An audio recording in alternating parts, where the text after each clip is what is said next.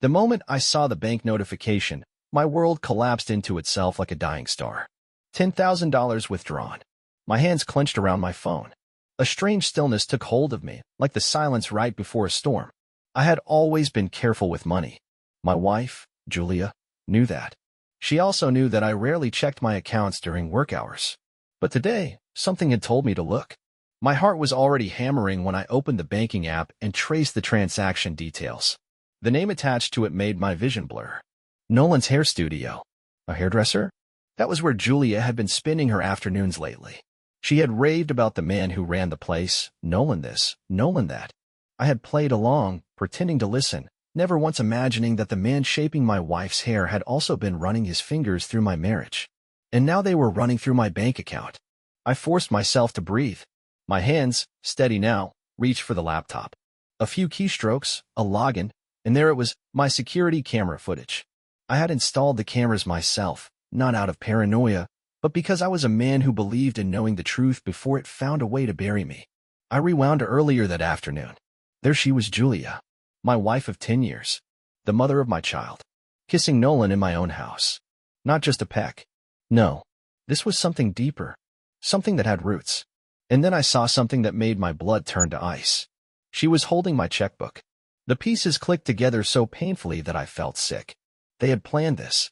The affair, the theft, the betrayal, it had all been carefully orchestrated. They thought I wouldn't notice. They thought I would be the fool. I closed my laptop and stood. Cruelty is not something you were born with. It is something that is given to you. And tonight, I would return the favor. Revenge is best served cold, but I wasn't feeling particularly patient. I left work early, walking through the lobby with a calm that felt unnatural. My coworkers nodded in greeting, oblivious to the war brewing behind my composed expression.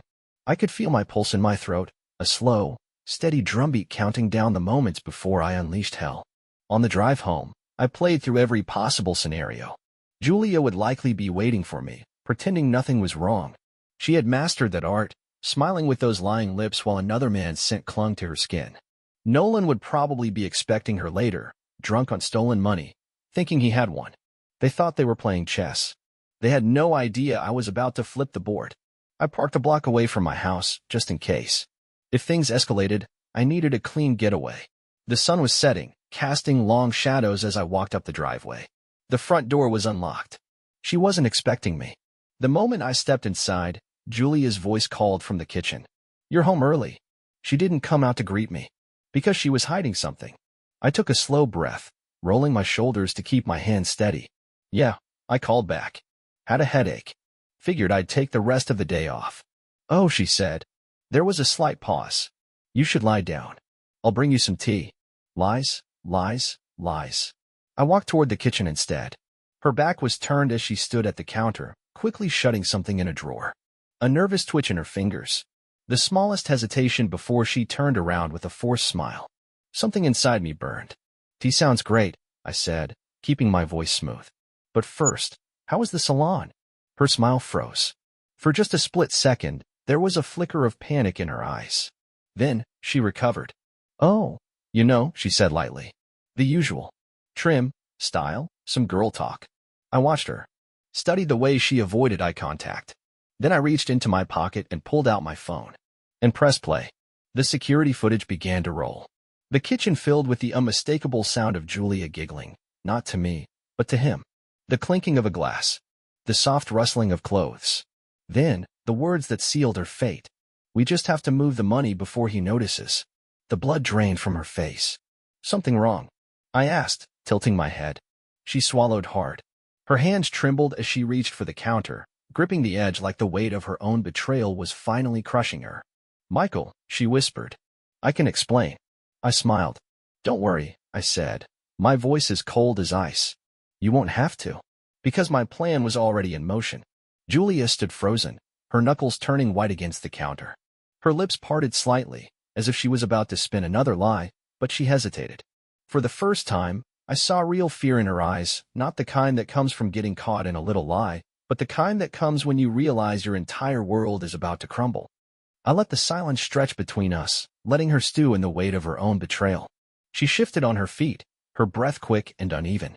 "Michael, please," she tried again, softer this time. I never meant to hurt you. I almost laughed at the absurdity of it. Never meant to hurt me?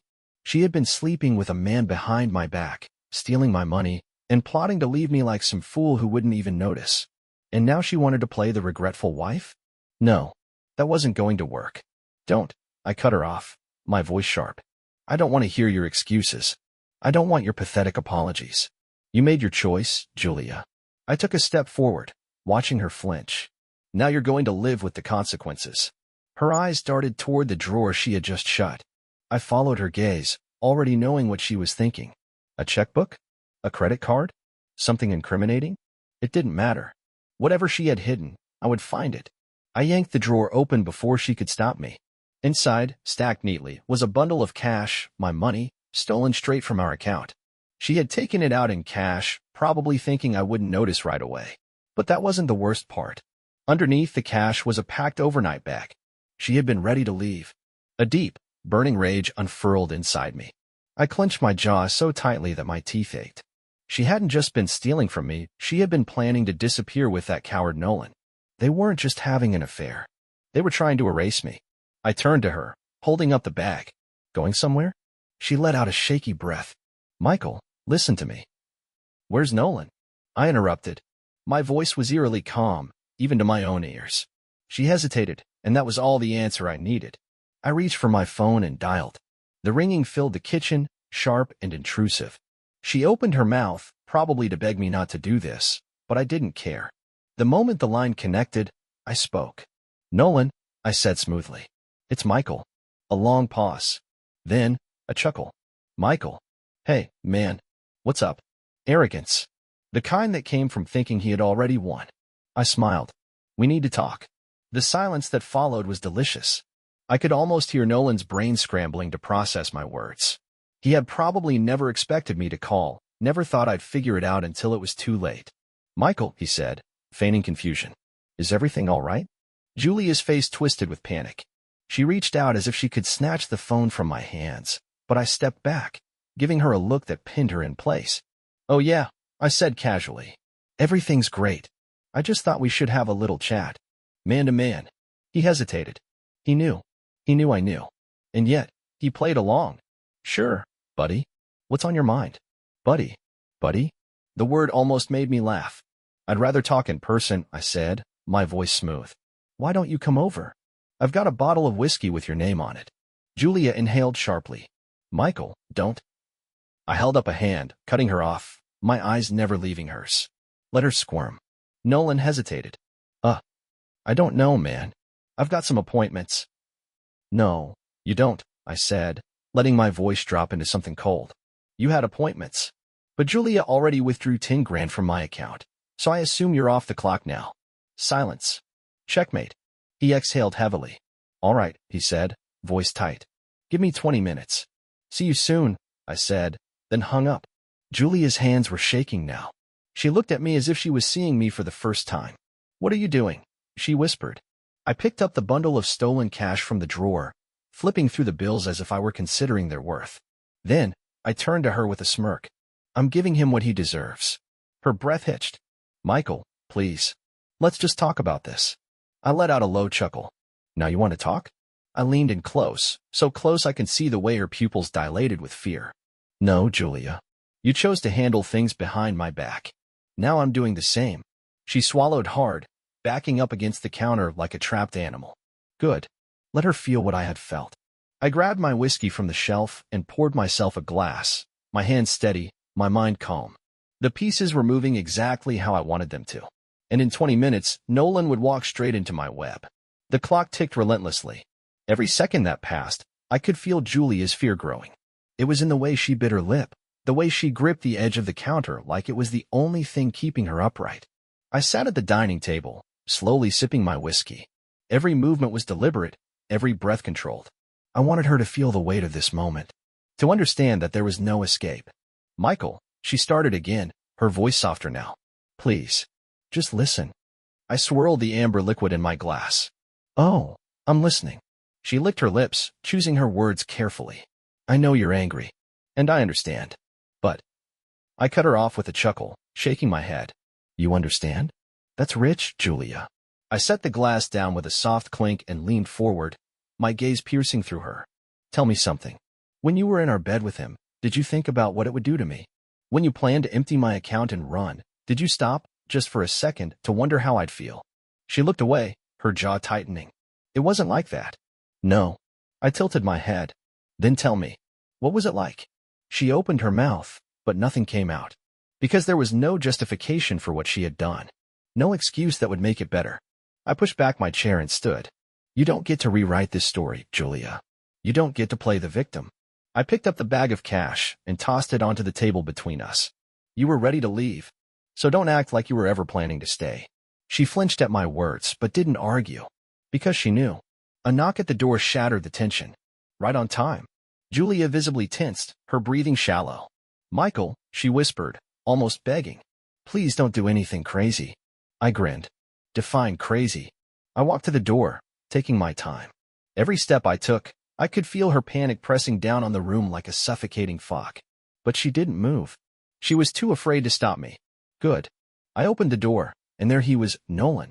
He had the nerve to smirk at me, his teeth perfectly white, his dark hair styled like he had all the time in the world.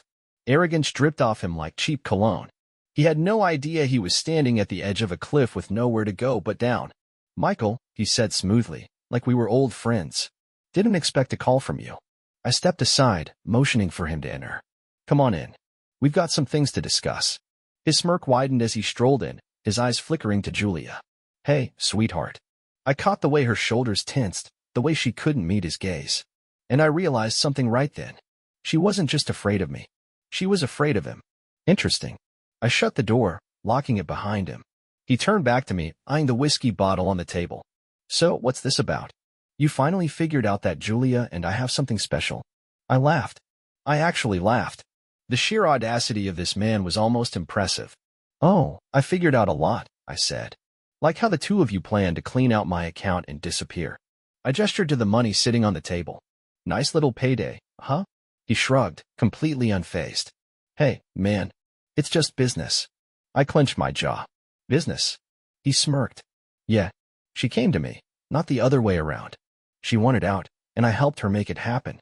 He leaned in slightly. Look, no hard feelings. Julie is a smart woman. She saw an opportunity and took it. Maybe you should have treated her better. Julia flinched, her face paling. And that's when I knew. She had never really been in control of this. I had assumed she had been the mastermind, the one plotting behind my back. But Nolan's words, his tone, the way he looked at her like she was a thing rather than a person. It clicked. He had manipulated her, convinced her to betray me, to steal from me, to leave me, and she had fallen for it. But now, she was trapped. I took a slow step toward him, my expression unreadable. You're right, I said softly. Maybe I should have treated her better. He grinned, thinking he had one. Then, before he could react, I slammed my fist into his gut. The air whooshed out of him as he stumbled back, his smirk vanishing. He barely had time to recover before I grabbed him by the collar and drove him into the table. Though it groaned under the impact, the whiskey glass shattering against the floor. Michael! Julia shrieked, but I barely heard her. Nolan coughed, gasping for air, his eyes wide with shock. What the? I didn't let him finish. I grabbed the wad of cash and shoved it into his mouth, forcing his jaw shut. You like money so much? I hissed. Choke on it. He gagged, thrashing against me, but I held him down. His arrogance was gone. Now there was only fear. I leaned in close. You thought you could take everything from me? My voice was low, controlled, deadly. You thought I'd just roll over and let you? His eyes darted to Julia, who stood frozen, her hands trembling. He tried to speak, but the cash muffled his words. I released him, watching as he spit the money onto the table, coughing violently. He staggered back, clutching his ribs. You're insane, he wheezed. I smirked. You have no idea. He backed away toward the door, his hands raised in surrender. Look, man, I don't want any trouble. Too late, I interrupted. He hesitated.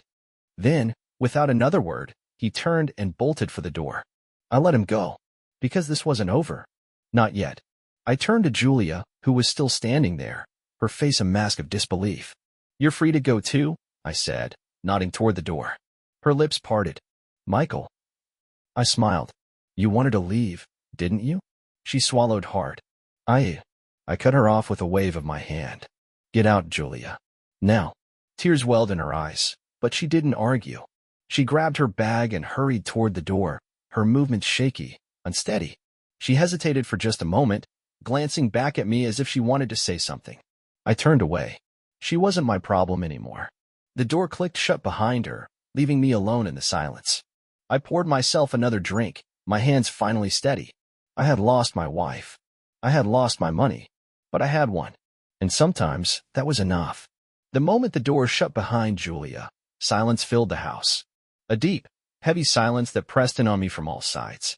I stood there for a long moment, staring at the shattered whiskey glass on the floor, at the crumpled pile of money that Nolan had spat out, at the faint outline of his body imprinted on the dining table. And then, slowly, I exhaled. It was done. Or at least, it should have been. But something inside me twisted uncomfortably. A strange, nagging feeling that this wasn't over. I had humiliated Nolan, driven him out of my house like the coward he was. I had thrown Julia away, given her the exit she had so desperately been plotting. And yet, something told me this wasn't the last time I'd see either of them. I walked over to the mess, crouching down to pick up the bills one by one. The sight of them made my lip curl. My money I had worked for, earned, and yet they had treated it like nothing. A tool to fund their escape, a prize to split between themselves. The betrayal still burned. I should have felt relieved. I should have felt satisfied. Instead, I felt like a predator who had let his prey escape too soon. I needed to finish this. With slow, deliberate movements, I cleaned up the kitchen, sweeping away the broken glass, wiping down the table. I let the motions ground me, forcing my mind to think clearly. By the time I was done, the house looked almost normal again. Almost. But I wasn't done yet. I picked up my phone and dialed a number I hadn't called in years. It rang twice before a gruff voice answered. Yeah. I smiled slightly. Hey, Darren. It's Michael. There was a pause. Then a low chuckle. Michael who? The one who went all soft and left the old life behind. Yeah, I admit it. That Michael. Darren exhaled loudly. Well, never thought I'd hear from you again. What's up? I leaned against the counter, gripping the phone tightly. I've got a problem. I need someone. Handled. A sharp silence. Then, Darren's voice turned serious. Handled how? I considered my words carefully. I don't need him dead. Just reminded of who he messed with. Darren hummed in thought. Sounds personal. It is. A pause. Then, name. Nolan. He runs a hair salon downtown. Darren laughed. A hairdresser? Seriously. I smiled coldly. Yeah, but don't let that fool you. He's a snake. Noted. Another pause. All right. I'll look into it. Usual rate. I'll double it. Now that got his attention. Double? Damn, Michael. What did this guy do? I looked toward the door where Julia had walked out minutes ago, my jaw tightening. He stole from me. Thought he could take what was mine and get away with it. Darren whistled. Bad move. Yeah. There was a short silence, then Darren said, All right. Consider it done. You'll hear from me soon.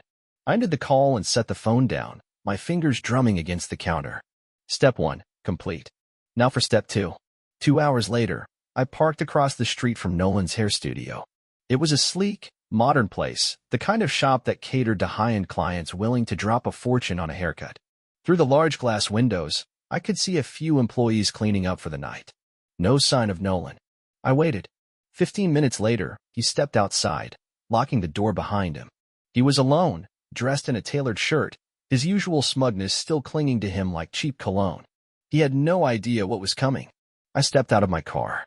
Hey, Nolan. He stiffened, his hand freezing over his keys. Slowly, he turned. His eyes flicked over me, cautious now. Michael. I crossed the street, my steps slow, controlled. Where's Julia? He scoffed. How should I know? She left, didn't she? Yeah. I stopped a few feet away, tilting my head. That wasn't the plan, was it? His expression darkened. What are you talking about? I saw the way she looked at you, Nolan, I said quietly. She was afraid of you. A flicker of something crossed his face. Annoyance? Guilt? Then it was gone, replaced by that arrogant smirk. She made her own choices. Did she? I stepped closer. Or did you make them for her? He clenched his jaw. Look, man, I don't know what your deal is, but I didn't let him finish. With one swift motion, I grabbed him by the collar and slammed him against the wall of his own shop. His keys clattered to the ground, his hands instinctively coming up to shove me back, but I didn't budge. You think you're smart? I hissed. You think you can play people like pieces on a chessboard? He struggled against my grip. Michael, stop. I tightened my hold. You pushed her into this, didn't you? Made her think she had no choice. His silence told me everything. I let go abruptly, watching as he stumbled forward, coughing. He glared at me, but there was fear in his eyes now. You're lucky, I said, stepping back. I'm not the kind of man I used to be. If I was, you wouldn't be standing right now. He wiped his mouth, sneering. You done? I smirked. Not even close. I leaned in slightly. You might want to watch your back, Nolan. You never know who might come knocking. His expression faltered. Good. I turned and walked away, leaving him standing there, shaken. As I slid into my car, my phone buzzed. A message from Darren. Got it covered. He won't be smiling for a long time. I smirked and started the engine. Loose ends were being tied up, one by one. But there was still one more thing left to do. Julia. She wasn't innocent in this. She had betrayed me, lied to me, stolen from me. She had to face her consequences too. And I knew exactly how to make sure she did. As I pulled away from the curb, I made one final call. To a lawyer. It was time to make sure Julia walked away with nothing. The next morning, I walked into the law office of Richard Calloway, a no-nonsense divorce attorney with a reputation for dismantling spouses who thought they could walk away clean. He was the kind of lawyer who smiled like a shark in open water, cold, calculated, and lethal. Exactly the kind of man I needed. He barely looked up from his papers when I entered his office. Michael, he greeted, gesturing for me to sit. I hear your wife screwed you over. I smirked. That's putting it mildly. Good, he said, finally meeting my gaze. That means you're ready to fight. I leaned forward, resting my hands on his desk. I don't just want a divorce, Richard. I want to make sure she walks away with nothing. He studied me for a moment, then nodded. Tell me everything. And I did. I told him about Julia's affair with Nolan, about the money she stole, about the way they planned to disappear. I told him how I had caught them, how I had confronted them, and how I had let them go, but not before making sure Nolan wouldn't be a problem anymore. Richard listened intently, scribbling notes, nodding occasionally. When I finished, he leaned back in his chair, tapping his pen against the desk. This is good, he said. Very good. What's the strategy? I asked. Simple. He smirked. We paint her as an adulterous thief who tried to defraud you. The bank records will prove she took the money, and with the right argument, we can make the judge see that she never intended to honor the marriage. I nodded, satisfied. How fast can we get this started? I'll file the papers today, he said. By the end of the week, she'll be served. And just like that, the next stage of my revenge was set in motion. 3 days later, Julia called me. I let it ring. She called again. And again. Finally, I picked up, keeping my voice calm. Julia. There was a sharp inhale on the other end. Michael, she breathed. What the hell is this? Divorce papers? You're taking everything. I leaned back in my chair, a slow smile spreading across my face. What did you expect, Julia? She hesitated. I thought maybe we could talk. I laughed. Talk? That ship had sailed the moment she decided to betray me. We talked when you were sneaking around behind my back, I said. We talked when you stole my money. And we talked when you were packing your bags to leave. That was your chance, Julia. Michael, please, she said, her voice breaking. I made a mistake. A mistake. A mistake. I clenched my jaw. No, Julia. A mistake is forgetting to pick up milk at the store. What you did? That was a choice. She was silent. Then, barely a whisper, she said, I don't have anywhere to go. I closed my eyes, savoring the moment.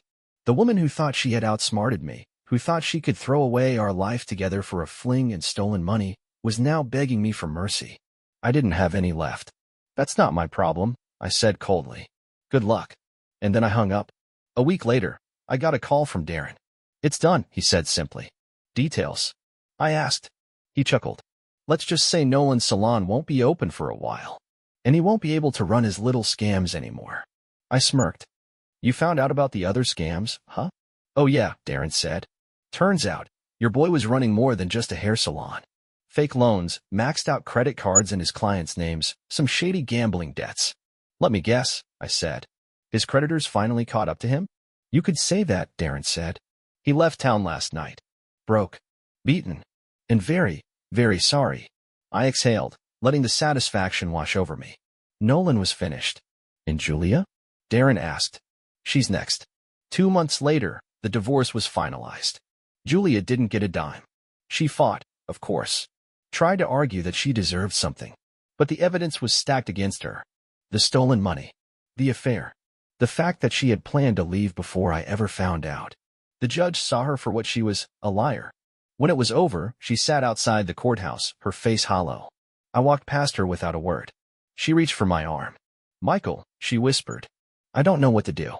I looked down at her, taking in the dark circles under her eyes, the way her clothes hung a little looser on her frame. The confident, deceitful woman I once knew was gone. Good. I leaned in slightly, lowering my voice. Not my problem. And then I walked away, free.